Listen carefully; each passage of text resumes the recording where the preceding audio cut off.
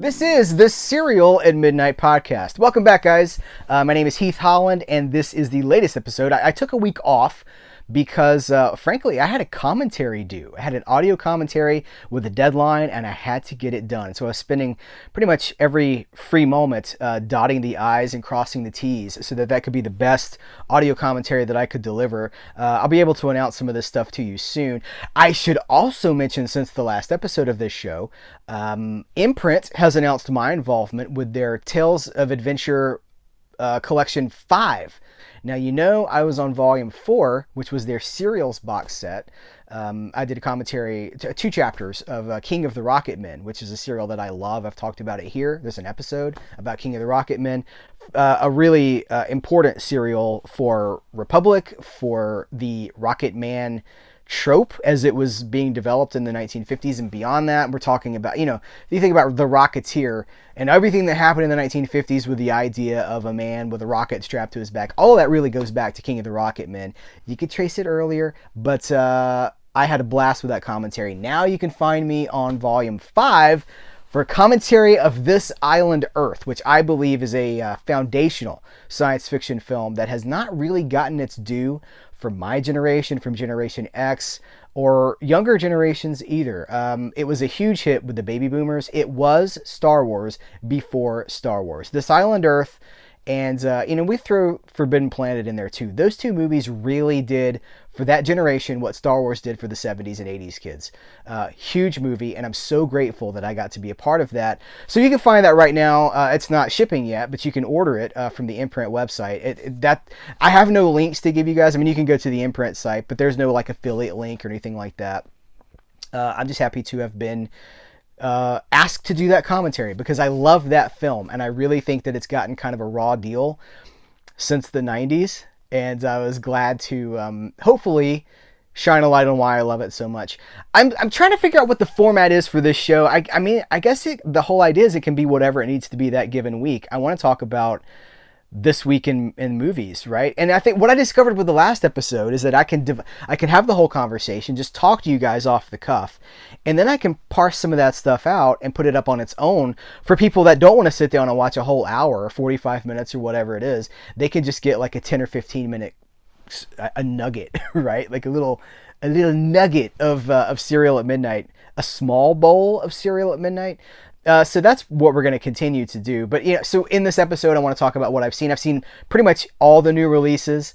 I have seen Captain America: Brave New World last week because I didn't do an episode last week. I saw Becoming Led Zeppelin in IMAX. I saw Heart Eyes. I saw Love Hurts. I've seen the movies, right? And I've also seen some stuff on home media. So I'm going to talk about the disc releases that I've caught up with in the last week. And it's been like 10 days, I guess. And I want to talk to you guys about a music release that is actually really cool. And I don't do a whole lot of music stuff, but there's always interest from you guys when I do. That's like a niche that some people are like, you should do more music. Well, we're going to do it all. That's what we can do here. Do it all. This week in movies, I think we have to kick it off with Captain America: Brave New World. My fatigue with the Marvel franchise machine has been evident, but I continue to try to go in as blank as I can, try to not come in with a chip on my shoulder, and to just let the movie tell me its story, to say, okay, take me where you want me to go, because that's one of the benefits. I've talked about this before. When you get to see movies as part of the AMC A-list, when you can see 3 movies a week, soon to be 4 movies a week for $20 a month. You're talking about 12 movies in a month, soon to be 16 movies in a month for $20. You can just go see everything. If you can find the time, you can just go see everything. So I try to go into these things without seeing trailers or whatever. And I can't say I was excited about Brave New World, because what I knew about it really looked like it. These Marvel movies have found a way to fit genre tropes into the superhero package. They like, oh, this is a heist movie. This is, and then this one is the Cold War paranoia movie. This is the Manchurian Candidate, essentially. But they've got to give you something that you can't actually get from the Manchurian Candidate. At the end of the day, it should be more than just an homage to other better movies. I just don't think that Brave New World does that. And I got to tell you, I go in as open as I can. I realized about an hour into it, I'm like, this is as good as this is going to get.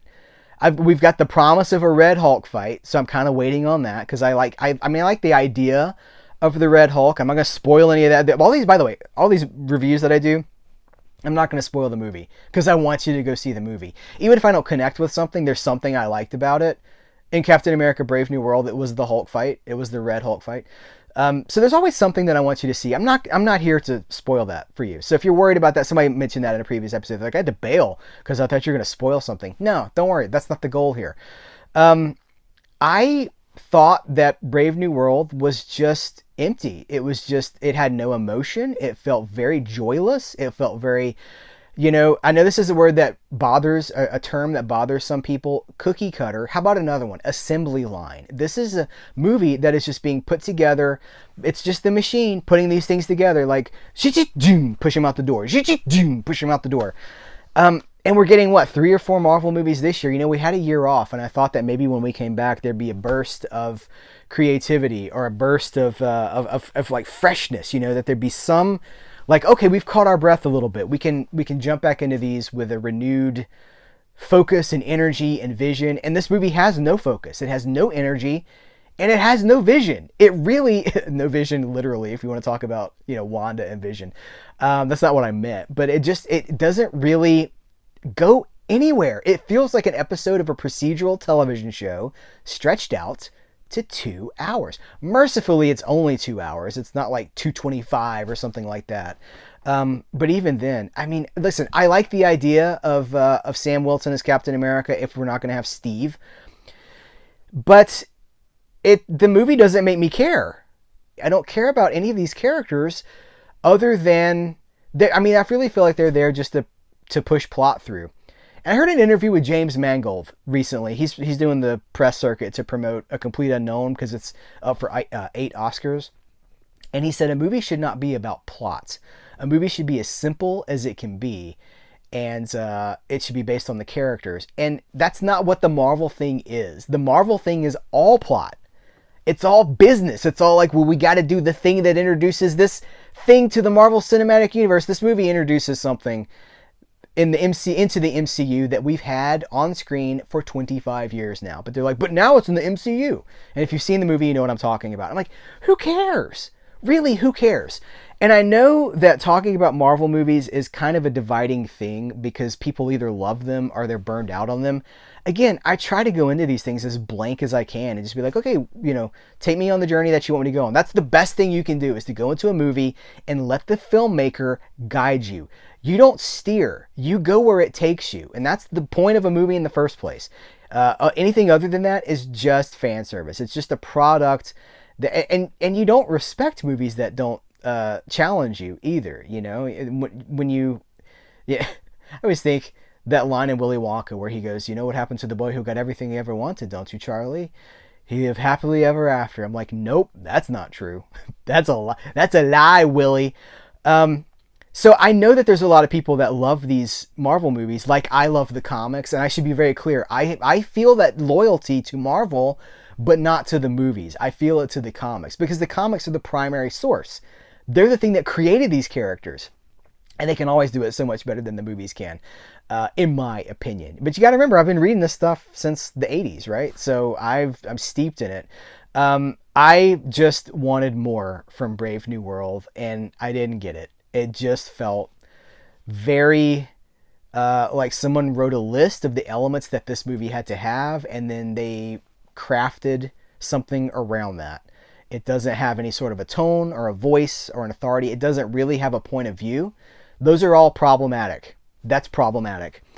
But they're not going to stop. That's the thing, you realize, like, even though, remember when Bob Iger stepped down and then Bob Chapek came in and he made a mess of everything and Bob Iger had to come back? I mean, he didn't have to. They paid him enough money to come back. Like, Bob Iger doesn't care. He doesn't care about this stuff. It's just what makes money for the shareholders. They don't care if it's good. They care if it makes money. But people would go, after the Chapek era, people were like, well, Bob Iger's got to clean up this mess, and it's going to take a while for the quality to return.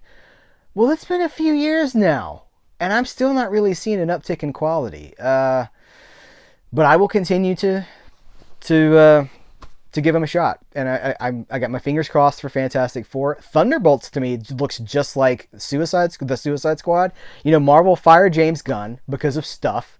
Because of stuff, we don't have to get into it. You know, you can get on the internet and check it out. They fire James Gunn, and he goes and does the Suicide Squad at DC for Warner Brothers. And I think that Marvel saw that and they're like, well, crap. What do we have that's similar? Well, we got the Thunderbolts, which it is very similar to the Suicide Squad in comic book form too. I'm not just talking about the movie. The whole idea of like it's a team of anti-heroes and or outright villains that go on missions that they may not come back from. And if they survive the missions, then they get to live to fight another day. Maybe they're pardoned. It's the Suicide Squad. And the Suicide Squad is older than the Thunderbolts, for sure. But I just feel like that the two trailers that I've seen, this movie really feels like Marvel being like, well, we can do that too, James Gunn. We can do it without you. How about this Thunderbolts movie? And so that's exactly what it looks like to me. To me, that's very cynical. That doesn't mean I'm not going to go see it. I will. But I'm just giving you my honest feedback on what I think they want us to connect with, the way they're promoting it and talking about it. It looks like a ripoff of another movie to me. So I don't know. I'm going to transition now to last week's new releases because there were three of them, right? We got the Led Zeppelin documentary, we got Heart Eyes, and we got Love Hurts. I'm going to go with Becoming Led Zeppelin first because that's the first one that I saw. I saw that on Friday in an IMAX dome, a 5-story high, I think it's 79 foot tall IMAX dome. And I got to tell you, because I was like, well, man, this is Led Zeppelin, right? You want to be fully immersed into that thing. You want to see it as big as humanly possible. And I immediately I sat down in my seat. First of all, I'm like in a planetarium, right? Like it's literally this huge dome, like a planetarium. And they start to project the like, welcome to the theater thing. And I was like, I've made a huge mistake. I knew it immediately. I was like, this is too big. I'm already dizzy. I feel disoriented. I'm sitting so high up too. But there were a lot of people in this thing. And that plays into my experience. So first of all, the documentary is incredible. It's fantastic. If you think you know the story of Led Zeppelin, you do. But there's things in this thing that I don't think we knew. Jimmy Page. They've talked to all the surviving members, Jimmy Page, John Paul Jones, Robert Plant. And they've got archival footage, or it's actually an audio interview with John Bonham. And so it's all reminiscences. And then they're telling the story of how they became Led Zeppelin. And it really covers the creation of the band until 1970. The Royal Albert Hall concert, which was a huge crowning achievement. That's when they sort of, they outcharted the Beatles at that point. And that was when it was like the torch has been passed. The 70s has begun. This is a new thing. This is a new band and a new sound for a new decade. That's the arc. I would so much love to see the rest of the 70s in documentary form. Surely they talked to him about it. They have all these interviews. Hopefully they got enough footage to do more. But I mean, I don't know. I don't even know if this thing's going to hit home media. I have no idea. What I've seen is like only in IMAX. And so I loved it. But, we're sitting there listening to Jimmy Page. He takes out this book. He's like, I've got this. Here's this little diary that I've got, and it shows all my sessions that I did when because he was a session musician. Of course, he played in the Yardbirds, and he played in all these, blues-based bands that were, moderately successful. But he was a very successful session musician. So I did not know that both Jimmy Page and John Paul Jones played on Goldfinger in the session with the full orchestra and with Shirley Bassey, Goldfinger, like they're in there, and I don't even hear really much guitar or bass in that song, but they played on that session, and he's like, I played with the Hollies, and I played with He starts rattling off all these bands, and I'm like, I didn't know that, because session players aren't credited, right? But he's got this little book that he's kept all these years. So it's like a 60-year-old book.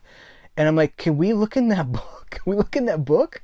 I want to see what's in that book. But I had this moment where I realized this is the biggest moment. It's like there's a shot of John Paul Jones with this bass guitar. They talk about the bass that he used. And it's so big that I if you're listening to the audio version of this might be lost on you guys, but it's so big that like I start by looking far left and I have to look all the way to the other side of the screen just to see the bass guitar. And I was like, oh no, this is too much. Like this is too, because I'm not going to be able to see it all, right? I'm going to miss information because it's too big. It's literally outside of my scope. But it's a fantastic narrative about the I mean, like Robert Plant is very honest about who he was and about what, it's like he was a hippie and he was trying to, they all just came from different places. And it's fascinating how that gelled into this one sound and this one time. And, you can't really go back. So that's why it's important that this is a documentary. I think even if, remember the O2 concert, the concert from the O2 Arena, the Led Zeppelin reunion, like it's good, but it's not classic Led Zeppelin. Like once that time has passed, you can't go back there again. So to see all this archival footage, it was just amazing. So I came home and just put on my Led Zeppelin DVDs and I just basked in it. I just bathed in Led Zeppelin for a few days. But I got to tell you guys, I hear you when I talk about going to the theater constantly, 3 times a week usually. Some of you guys are like, man, the theater experience is just terrible. So I had one of those terrible experiences and I wanted to tell you about it because I'm sitting in this dome with, there's probably 40 people in there, which is not a ton, but you got to think of how it's set up like a planetarium, right? So they're kind of right up on each other. And this guy behind me is explaining the whole thing in stupid terms to the woman that is with him. And I'm like, if you just shut up, anybody with eyes and ears knows exactly what's going on. He goes, like, he'll lean over. He's like, that's Robert Plant. He's the lead singer. I'm like, okay. I mean, it says Robert Plant, singer. Like, that's not news to anybody. Even if you don't know who Led Zeppelin is, the documentary tells you who they are. That's Jimmy Page. He's the guitar player. And I'm like, first 5 minutes or so, I'm like, ugh. And then he just continues, and it gets worse and worse. That's their first album. And then, like, they'd start on a song. The worst one. Because it's like, they play the opening bass notes to Dazed and Confused, because they're setting up Dazed and Confused. Like, boom, boom. And he leans over and goes, that's Dazed and Confused. That was a song on their first album. And then Jimmy Page goes, when it came time for Dazed and Confused, we wanted to make sure. And I'm like, okay, well, we've already told you that it's Dazed and Confused, right? If you'd waited 3 seconds, the person you're with would have known it's Dazed and Confused. And then, of course, they play the song, been so dazed, like Robert Plant singing it. And then it says in the corner, Dazed and Confused. So I'm thinking like, well, maybe this person is visually impaired. When it's over, I'm going to turn around and he's going to be explaining this to her because she can't see it or whatever. No, I did turn around at the end of it. That's not the case. He was just an oblivious jerk, and the side eye didn't work, and the look over the shoulder with like that didn't work. Just oblivious. And then when the music would get louder, he would talk louder too. So I want to go see this thing again. It's in its second week of release now, and I feel like if I go see it, it's still in IMAX at my AMC, which would be a smaller screen, but then I'll actually be able to see it all and I can hear the music and everything. As intended in that beautiful, wonderful. By the way, the dome had a 12-point surround sound system. So, I mean, it was incredible. And it would shake your body. There was towards, later in the movie, they do this, it's really like a psychedelic presentation, like a montage presentation, because they'll play a lot of the songs in their entirety. They do a presentation of, or a performance of, I think it was Whole Lotta Love. Yeah, it was Whole Lotta Love. And I felt because I can't even see all of the screen and there's just like so much stuff coming at me and I can't see the seats, I can't see the floor, I'm just suspended in space. Like I feel the joke is I feel like I left my body. Like I didn't really think I left my body, but it was so disorienting. I was just like, whoa, man. I'm I should mention, I'm in here straight. Like I haven't taken no substances. I'm just enjoying the music, but it was so surreal. It's a great documentary, so I highly recommend that if you are interested in Led Zeppelin. I don't know what sort of a life this thing is going to have after it leaves theaters. The next thing I saw the day after that was Heart Eyes, which is released in time for Valentine's Day. It's part romantic comedy and part slasher film, and it somehow successfully manages to do both of those things. It's actually it is a funny romantic comedy, and it is also a disgusting fun slasher movie in the style of like an I Know What You Did Last Summer or a Scream, or probably those are very iconic. How about like an Urban Legend? Which, listen, I like Urban Legend a lot. But it kind of gave me the nostalgia tingles for that, It's like, oh man, this reminds me of the movies that I would go see in like 1998, took me back to a time. And I thought it was really fun. I don't think it's great, that's the thing. A movie doesn't have to be great to be worth watching. I just want to feel like I spent my time well. That at the end of the thing, and because I love movies so much, there's always something that I'm going to connect with. I laughed a lot. I thought it was really funny, and that's the thing. Is like it manages this. There's a scene. It basically again. I'm not spoiling anything. This is the premise of the movie. This slasher killer only goes after couples. It's this Valentine's Day. It's a holiday for couples, and so he's looking for lovers to kill. And the two leads of the movie, it's a man and a woman, and they have a meet cute in the movie, and they slowly start to like become more romantic over the course of the movie. And so he comes for them, right? And they're like, there's a scene like they're laying on the ground having just a narrowly escaped death, and look into each other's eyes, and they start to lean in for a kiss, and then the slasher appears, and they're like, dude, we're not together. And they're like, but if it looks like they're together, of course they're together. It's just really fun. And like all the tropes of the romantic comedy movie, like, the like, you know what? I'm not even gonna go there. It just, if you know your romantic comedies, and I love romantic comedies, if you know them, it has a lot of fun with those. The songs that it uses, and the like, the scenes, and the sort of the there's a formula to it, right? I thought it was a lot of fun. Again, not great. It's probably, I don't do star ratings most of the time, because I think that people only look at that. They go, oh, he said it was a 2 out of 5. Good enough. No, I want you to hear what I said about it, and I want you to go see it. But it's probably a 3 out of 5. It's neither bad nor great, but it's good. It's worth watching. It trends towards like, yeah, check it out. And that's how Love Hurts, which is the Ke Huy Quan, of course, from Goonies and from Indiana Jones and the Temple of Doom. No Time for Love, Dr. Jones. He's made this huge comeback with Everything Everywhere All at Once. He's an Oscar winner now for Best Supporting Actress. And you see me wanting to deviate, take these side. I don't love Everything Everywhere All at Once like some people do. I think it's fine. I think that's a fine movie, but now it's got all these Oscars, and I'm like, what? Jamie Lee Curtis has an Oscar for her role in that movie, and I feel like she doesn't really do much in that movie. If you want to see a great Jamie Lee Curtis performance, now check her out in The Last Showgirl, which is the Pamela Anderson comeback movie from this year. No love for that at the Oscars, I don't think. But she gives Jamie Lee Curtis is incredible in that movie. And she does this dance that is so sad, because the idea is that they're Las Vegas. I'm going to get back to Love Hurts. The idea is that they're these Las Vegas showgirls. That time has passed by. They're not 20 or 30 anymore. Now they're 50 or 60 or getting close to 70. And Jamie Lee Curtis does this sort of, it's meant to be sexy. And it is, I guess. I think of her in True Lies too. It is, but it's also profoundly sad. It's heartbreaking. And I'm like, that's an Oscar-winning dance right there. But she didn't even get nominated for it. What's up with that? So Ke Huy Quan, lovely guy. He has a great success story. He was basically, he'd been imprisoned in his home country, and he comes here and gets discovered by Spielberg and ends up in these movies and becomes like, kind of an icon for those movies.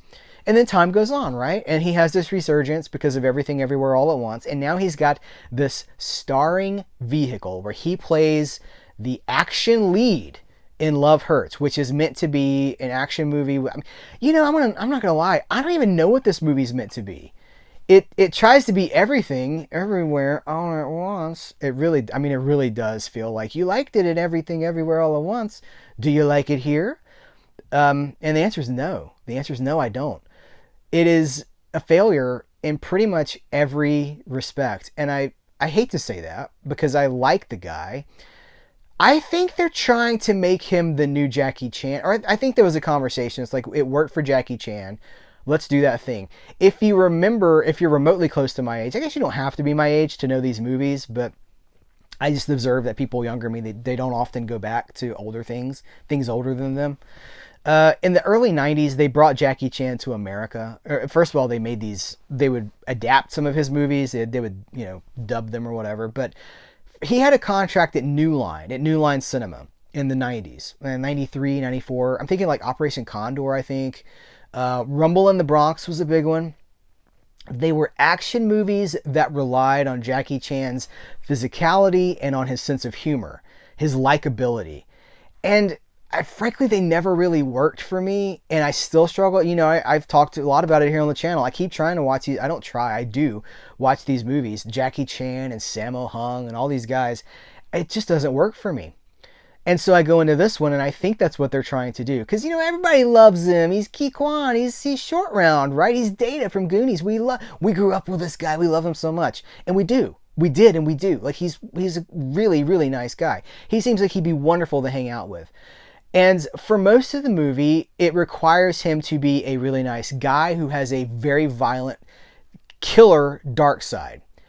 And I don't think he pulls off the dark side. I don't buy him as a dangerous man. Recognizing he has a black belt, and I think it's Taekwondo, recognizing all of that, I just don't think and the movie is terrible in how it approaches all of this. First of all, it's an hour and 27 minutes, and it feels longer than that. And that's including the credits. It feels so much longer than that because there's nothing there. This movie commits so many sins. It tells you things instead of showing you things. They introduce a character in jeopardy that we've never met before. That scene, like we don't care because we don't know who this is. It tries to make jokes that, it's bad. It feels very amateur. It almost feels like a student film that somebody was like, hey, you made this great student film for $5,000. What if we gave you $10 million? The same creator is, it feels amateur. It feels like somebody put all this money into something that is a first draft. And it just kind of bummed me out. I will say that there's this culminating fight at the end of the movie that goes on for about 15 minutes. And it's a really cool fight, and it's kind of, maybe that's how I feel about martial arts movies just in general, because I'll go through these Shawscope box sets, and I'll go through, 88 films, martial arts, all the, Shaw Brothers movies, and, Golden Harvest movies, all this stuff. And there's a lot of business and a lot of dialogue, and then there's like one great fight that lasts for 15 or 20 minutes at the end of the movie, and I always just like the fight, really. It's kind of where I get my money's worth, is with the fight at the end. And that's the case here too. And I gotta say, the dude does have the physical chops. Ki Kwan has the chops to be an action star. He's got the moves. He's got the physicality. He doesn't have the sense of danger. Like, I don't get threat from him. But he's clearly talented when it comes to his ability to do these fight scenes. And to the movie's credit, I always knew where I was in the fight. I could always tell who was fighting who. They were shot well. The fight scenes were shot well. But unfortunately, there's all this stupid comedy wrapped around it. It doesn't work as a comedy. It doesn't really work as an action movie. It doesn't work as a romance because it's supposed to be a Valentine's Day movie. It doesn't work as that. It mostly fails at everything that it sets out to do, except for some of the action scenes. So listen, worth it for watching the action scenes. I do think you should see it. I would never say don't see something. I think you should see everything that you can. And maybe you'll get something from it. I got this action scene from it. I was like, you know what? That's pretty cool. You know what it reminds me of is back in the 90s, Chow Yun-fat had been in all these John Woo movies. John Woo, the legendary action director, Hong Kong cinema. We love John Woo, right? John Woo created this thing, the two guns, the doves, the spinning around in slow motion. Like, he created this thing. And then Hollywood goes, let's do Chow Yun-fat without John Woo. And they make this movie called The Replacement Killers. Now, I saw The Replacement Killers on opening day in the theater when it was brand new. And I really enjoyed it. But when I go back to that now with, middle-aged, much more experienced film fan eyes, I can say, okay, they copied the form without the innovation and without the substance that John Woo brings to his movies. They saw the action scenes and they were able to replicate a lot of those. But there's no soul to it. And that's really how I feel about Love Hurts. It's got some of the form, but it doesn't have the soul. And maybe he'll get a chance to do it again. I don't know. Maybe Ke Quan will get a chance to revisit. And maybe he'll get another movie. But, he's an Oscar winner. Should he be doing action movies? They're not going to be able to pay him what he's worth as an Oscar winner, because you get an Oscar, your fee goes up. I don't know. We'll see what happens. We're all kind of, they just, as I'm recording this episode, they've just announced that Goonies 2 is in the planning stages. That's how it goes, right? Like, it's in the planning stages. Like this Buffy, they leak, the studio leaks out that they're considering Buffy reboot, right? Or we don't even know. Would it be a reboot? Would it be a sequel series, and that Sarah Michelle Gellar might return? And then they have a quote from Sarah Michelle Gellar saying, "I've always said no, but now I'm like, if the story's right, I might consider it." And it's like they've greenlit Buffy and it's debuting next week. Like, people are just pulling their faces off. I've never seen anything like them. First of all, if she does come back, she's going to be close to 50-year-old Buffy.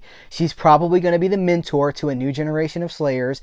Do you want that? It will probably not have Spike. It will probably not have Xander. It will probably not have Willow. Time has moved on. It will surely not have Giles, other than maybe a walk-on cameo. Like, the thing you remember, it's not coming back. That's gone. It's never going to be what you remember. And I don't, I just... Goonies 2, man. I don't want a Goonies 2. I don't want it. When does that ever work out? Let me have my Goonies, And I love Goonies. I try to watch it every few years because in a way, it keeps me young. I feel like Goonies is really the last...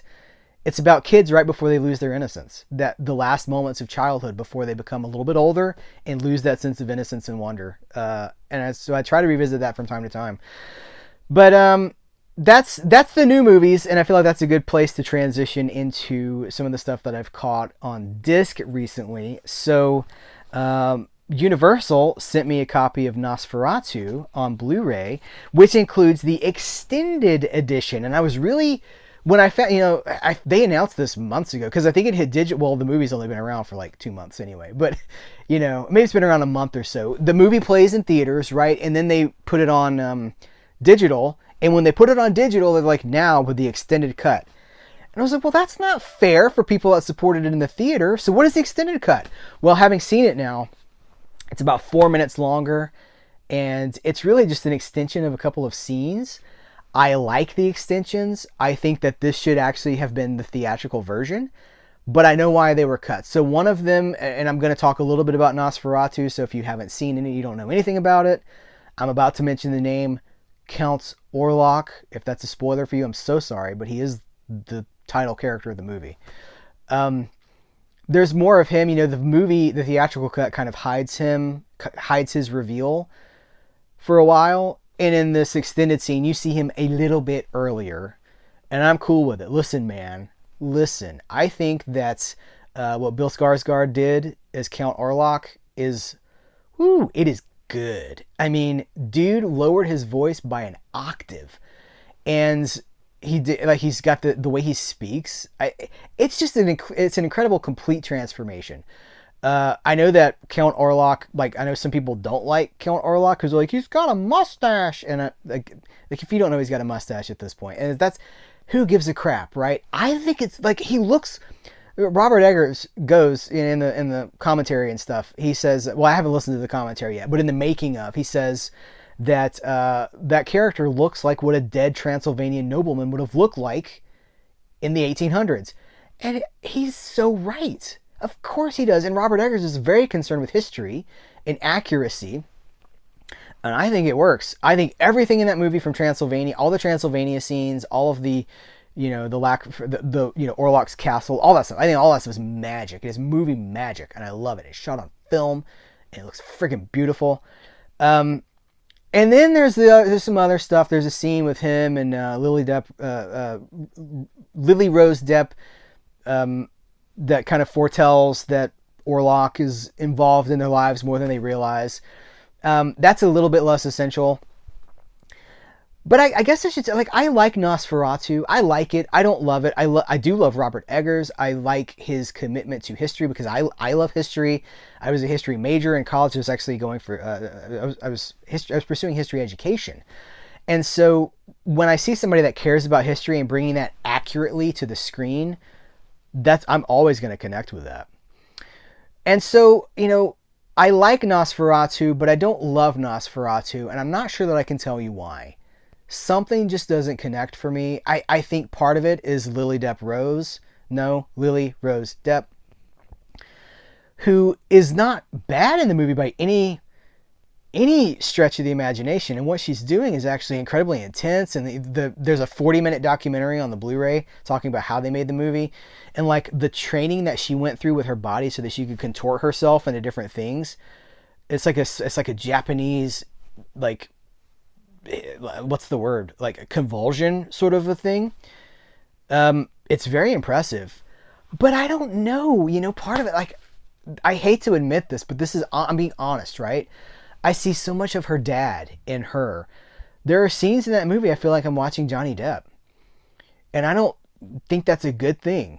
It's distracting, and I hope that that's not something that follows her, because that's not fair to her. And I don't feel good about saying that, but I have to be honest about it. It feels very, I'm like, is this another one of Johnny Depp's weird makeup costumes? Is this one of his makeups? And that feels so reductive, and it feels so wrong to me because I respect what she's doing. But part of it just doesn't work for me. It just doesn't work. And there's another part of it too that, Anya Taylor-Joy is Robert Eggers' muse, basically. I mean, she's in so much of his work, and she was going to be that role in this movie, but she did Furiosa instead, and the scheduling didn't work.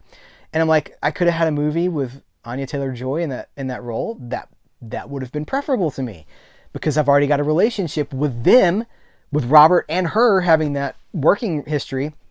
So I don't know.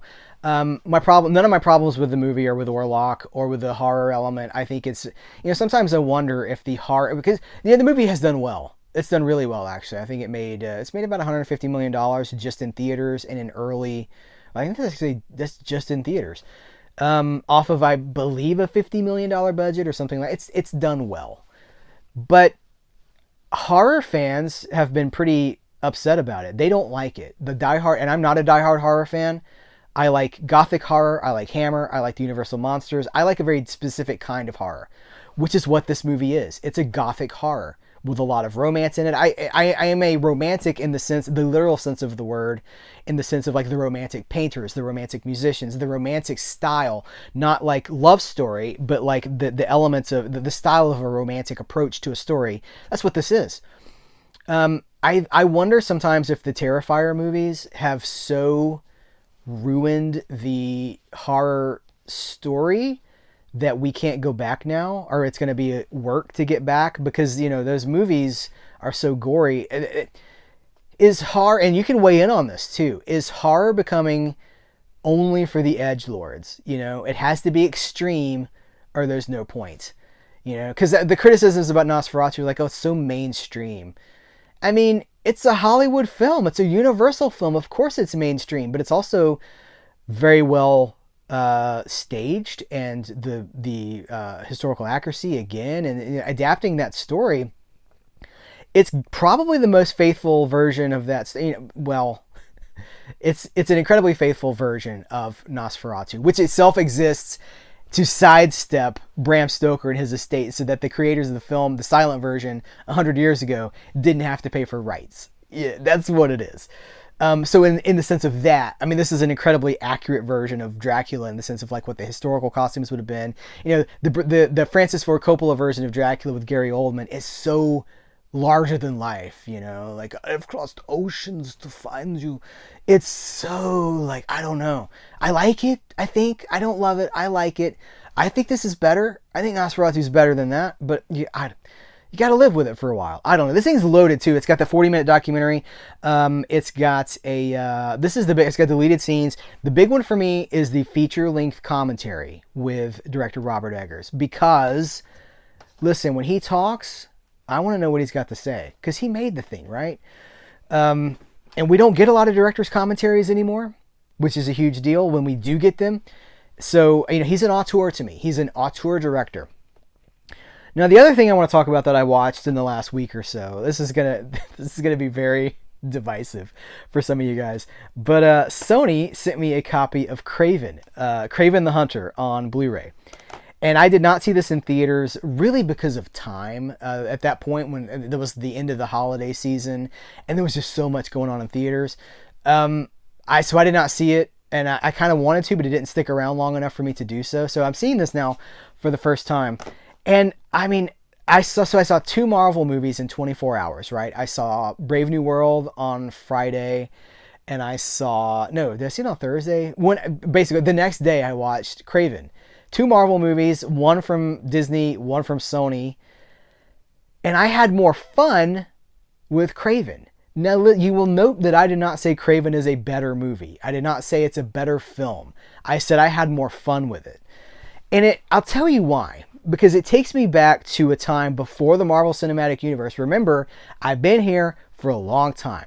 I watched the Bill Bixby, Lou Ferrigno Incredible Hulk series when they had Thor on, when they had an episode with the movie with Daredevil, and he's like basically like a black ninja outfit. Like I saw those when they came on television, right? So I go back to the 80s with this stuff. When I talk about the Punisher, I'm talking about Dolph Lundgren Punisher. Was that 1989? I think is when that was. So the whole span of it. I've been there for Blade. I've been there for I was in theaters opening night for X-Men 1. All of this, Daredevil, all these movies. That's what Kraven reminds me of before the Marvel Cinematic Universe, when a movie did not have 30 other movies that you needed to see to understand the lore of this thing. And it was kind of just like, hey, let's have fun for a couple of hours with this character. And this character's crazy, right? They've changed Kraven. Kraven is a Spider-Man villain. It blows my mind that Sony has done all this stuff. They're not letting it go. They're like, we got Venom, and we got Kraven, and I'm not even going to name. There's other characters in this movie that I'm not going to name. They're from the Spider-Man comic, but they ain't no Spider-Man here. Spider-Man doesn't live here. So they've taken these villains from Spider-Man's Rogues Gallery, and they're like, now they stand on their own. Now they're anti-heroes. And part of me doesn't like that at all, because it's a slap in the face to the comics that I've been reading for 35 years. But then the other part of me is like, but this is pretty fun.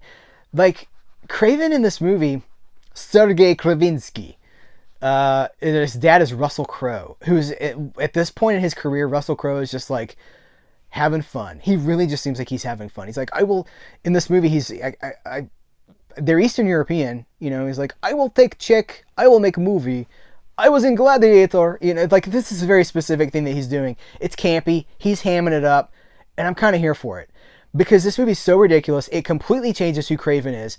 Kraven in the Spider-Man comics was always the hunter. He hunted big game, and Spider-Man was the ultimate big game. And he was never, he never took him too seriously. First of all, to take a Spider-Man story seriously is problematic. These are comic books. It's a man in a suit dressed like a spider. Come on. You can't take that seriously. When we take these comic book movies so seriously, like Captain America Brave New World, it breaks the believability because it's ridiculous. You asked me to believe that the president is going to turn into you know what? I'm not going to go there. I'm not going to finish that train of thought. The Hulk, man, it's ridiculous. So you have to have fun with it, okay? There's this twist that they do in this movie. Basically, they've made Kraven the Punisher, but now he has kind of like animal powers, and he's fighting gangsters, essentially. And it's pretty fun. Again, I'm not saying it's good. I'm saying it's pretty fun. And it is pretty fun. It's got some, it's a hard R. So it's got some crazy action scenes in it. It's got some crazy deaths. And it doesn't all work. Some of it is real groany. Some of it's like, ugh. But that in itself can be fun. Especially if the movie's in on the joke.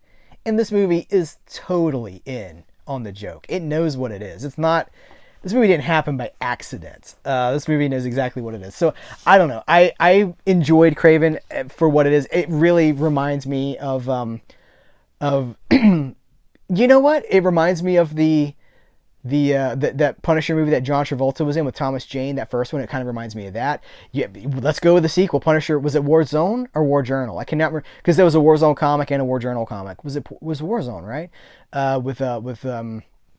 With Ray. Oh geez. Anyway, that's what it feels like when there was no baggage. When you're just like, you put it on, you're hanging out with your friends, you have a good time for a couple of hours, and then they'd be like, bro, that scene was crazy. That's what this movie is. And it's got, I have not explored all the special features yet. In fact, the disc is still on my player as I'm making this video. But it's got deleted scenes, extended scenes, Becoming Kraven, basically all those little EPK things that they can put on YouTube. Or, we have such limited attention spans, you get like, here's 6 minutes. Here's another 4 minutes, that kind of a thing. Outtakes and bloopers, which I love. Anyway, so I should also mention the bad guy in this movie, or one of the bad guys, is the actor that played Castor Pollux in is his name Castor Pollux? In Face Off. Nicolas Cage's little brother in Face Off.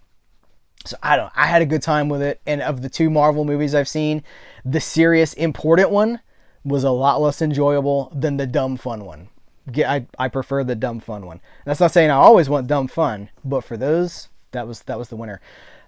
I'm listening to this compilation from Cherry Red Records. This is pretty incredible. Oh, I don't even know if this is going to show up because that's green font, and I'm working with a green screen here. It'll probably just change the color. It's called The Magic Forest: More Pastoral Psychedelia and Funky Folk from 1968 to 1975. This is a sequel box set to a previous release called Deep in the Woods, is what I believe it was called. I've got it, but I tried to pull it. And I don't even know if I have it physically. I might actually have it digitally, but they're 3-disc collections. This one's 3 discs too. 21 songs on the first CD, 20 songs on the second one, and 20 on the third one. So 61 songs. And if you can see if you're listening to the audio version, I'll just describe it to you. It's very colorful. It's a very colorful forest scene with flowers and psychedelic mushrooms and like.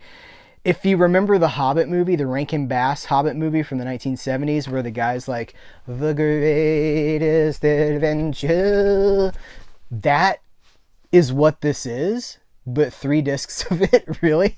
And it goes, like, this scene here on the cover is like, it's this forest stuff, right? And then the road disappears into the darkness, and the trees have created like almost like a cave.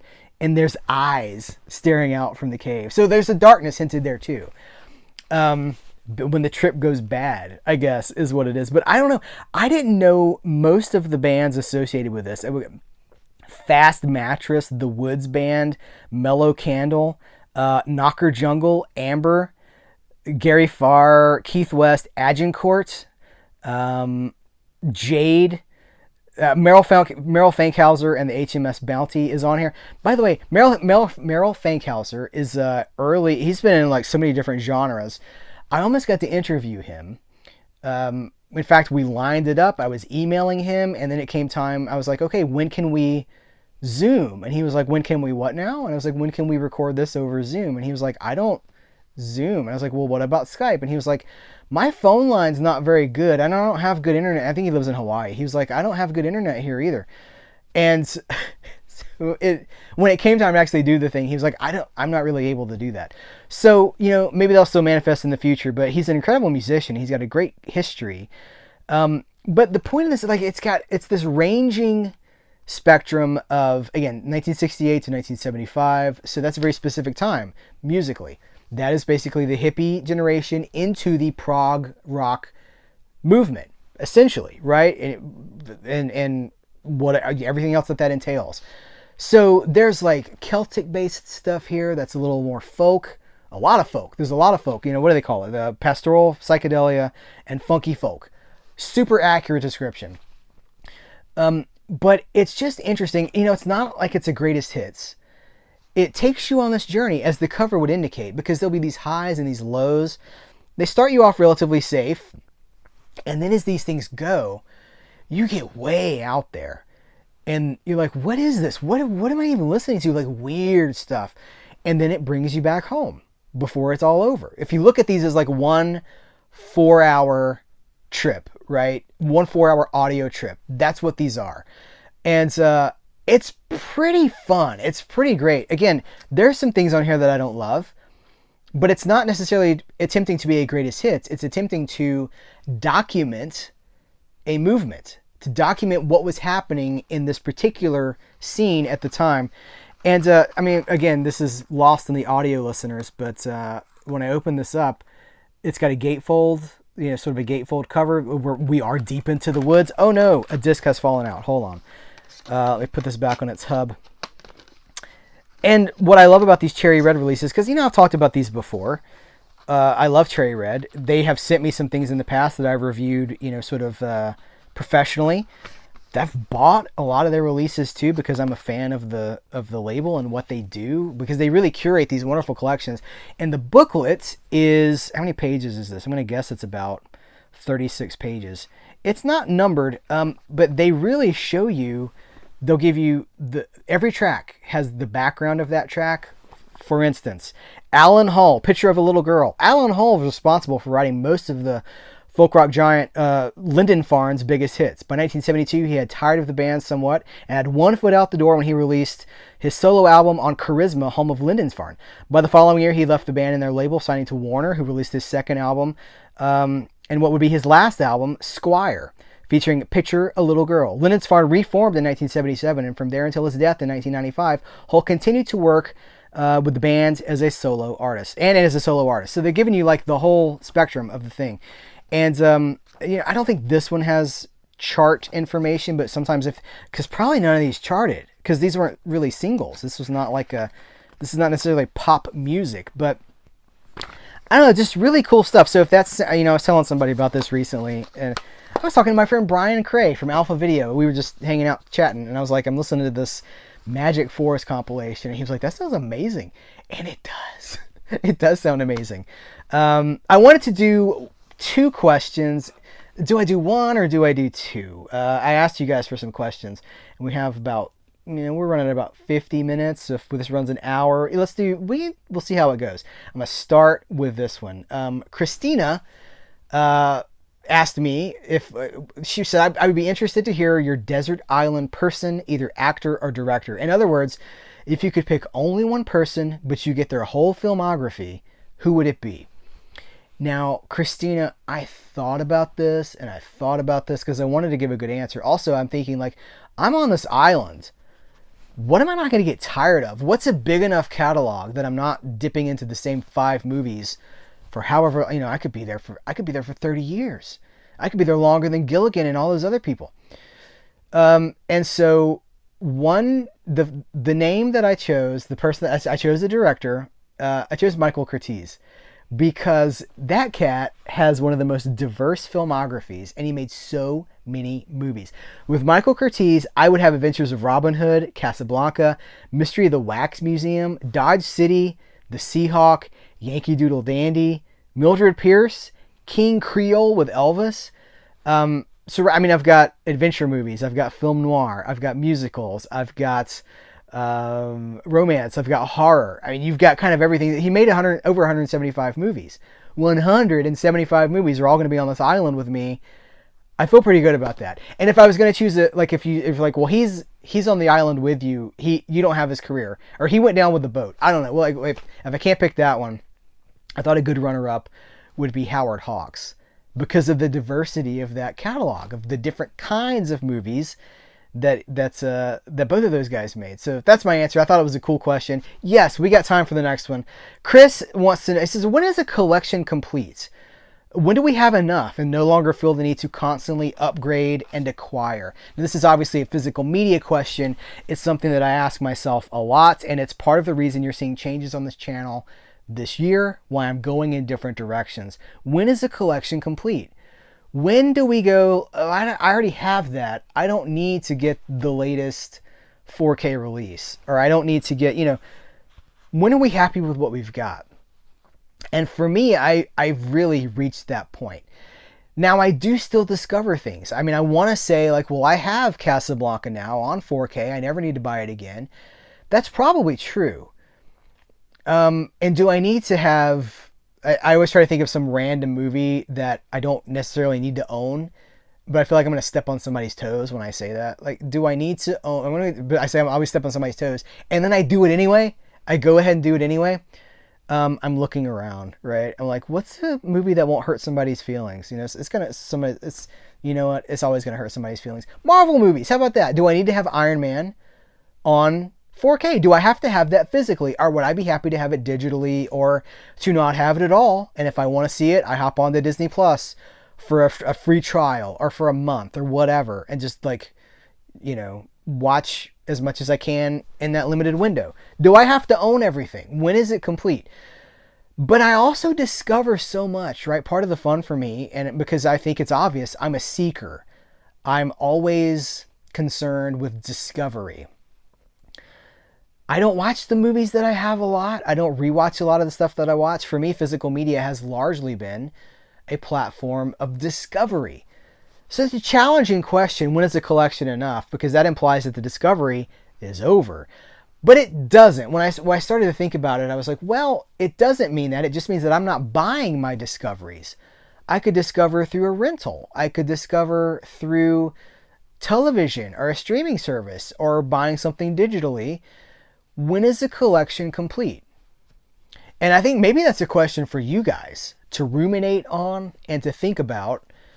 And I've heard from so many of you guys as I'm doing this new thing where I'm talking more about just movies and my love of whatever, my love of art, my love of music, and my love of comics, and my love of stories, and my love of movies. All of that. It's arts. I love the arts.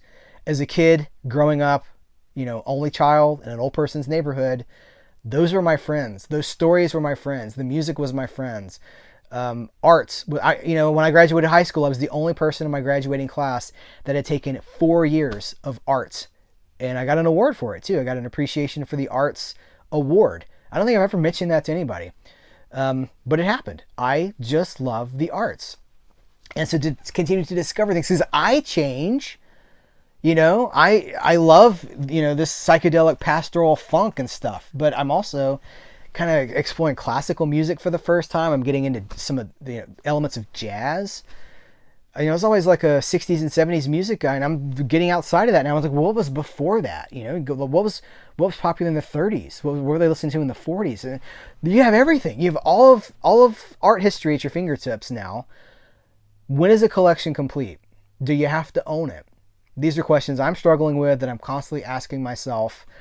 And I've heard from a lot of you that you're feeling the same thing. You know, more and more people are telling me, I'm glad you're switching gears because I'm tapping out. This is what they say. I'm not saying they say, I'm tapping out. I can't afford this stuff anymore. I've got everything I need. If I want to check out something, I can rent it, or I can stream it, or I can go to the movies and see it, right? I think there's a lot of that happening right now because we've just been bombarded by so much. So much has come for us, and it's demanded so much of our money.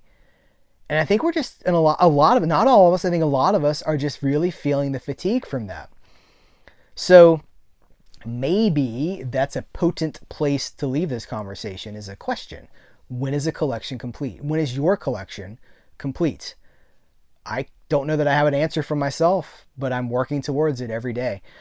Thank you guys for hanging out with me for this hour and talking about what's going on in fandom and pop culture this week. I would encourage you to, if you are interested, you can subscribe to the channel, but you can also support via memberships. You can become a member on YouTube or a member on Patreon. YouTube memberships have a lot of the same stuff that the Patreon membership has. Exclusive episodes. You're unlocking a catalog of previous exclusive episodes. There's dozens there, but on Patreon there's actually hundreds of exclusive videos that I have not been able to migrate over. And we're doing on Patreon, we're doing a group watch. We do a group watch every single month, and this month we're doing a group watch for Romancing the Stone, where we all watch it together. We comment on it at the same time. It's the closest we can get to being there watching it together in person, and that's a dream that I would like to fulfill sooner rather than later, is us all getting together and watching something together. Maybe a Serial at Midnight hangout or something like that. Like, go to a place, go to a city, go to a place in a city and hang out. I'm not sure exactly how we would do that at this point, but I would like to. You can also use my links if you want to store your media in the sleeving method that I use. You can use the booklets. You can use the drawer. Put the sleeves in the drawer. Do I have any sleeves around here that I can show you? What did I do? What did I do with my sleeves? I don't know. I've moved them somewhere now. I don't know where they are. That's great. There's a link in the description of this episode for both Amazon and for TerraFold's website. Now, if you go to TerraFold's website, you can save 15% off of your order with the coupon code, and you're using an affiliate link, which also supports this channel. So using those links is just one way to support the channel. If you're going to do shopping on Amazon, we all know Amazon is not the best, but if you're going to be shopping there anyway, if you use my affiliate link in the description of this video or this episode, if you're listening to it in audio form, all of that is a way to support Cereal at Midnight with shopping that you're already going to do. Costs you nothing extra. I think that's a good place to leave this one. Until next time, I will catch you later.